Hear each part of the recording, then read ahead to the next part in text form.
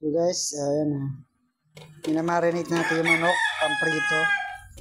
Para mas lumasa siya, pumasok yung lasa. Para mo siyang tusok-tusokin. Para yung pag-marinate mo, pati yung loob. Ano lang yan guys, magic sarap. Wow, sarap pala. Kalamansi.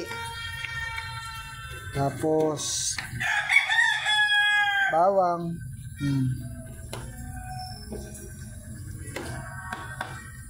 Eh, mahal mo ito lalagyan na ano? Kasi na mamaus pa, galing sa concert eh. Sa ano mahal? Paminta? Mamaya pa ba? Yan, namekos-mekos na yan eh. Tapos nang imekos-mekos lang kanina. Ayun lang. Tapos takpan lang natin.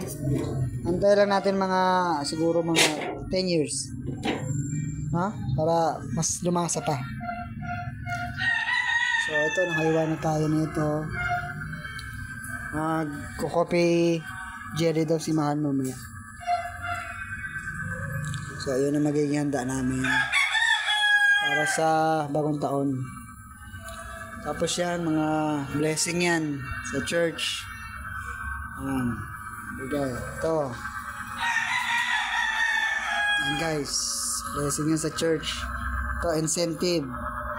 Galing sa incentive. Itong cellphone na gamit ko, incentive. Sa trabaho ng misis ko. Siya lang kasi may trabaho guys eh. So, tayo, sa bahay tayo. Bukod sa mga batang tinatrabaho si misis. Joke lang. So, yun. Ito harina para yan mamaya para pagprito. Okay, thank you Lord sa blessing na dumating. Salamat.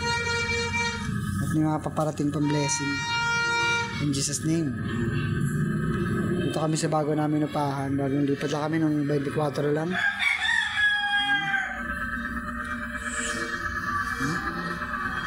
Medyo malaki siya at maayos naman. Kwarto. Yung mga manok hindi sa atin yan, sa kapitbayan.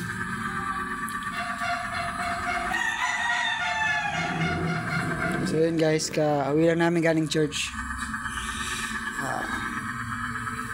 Kaya ngayon na kami makapag-asigasa magluto. Marinate lang muna yan, tapos hiwa-hiwa lang muna.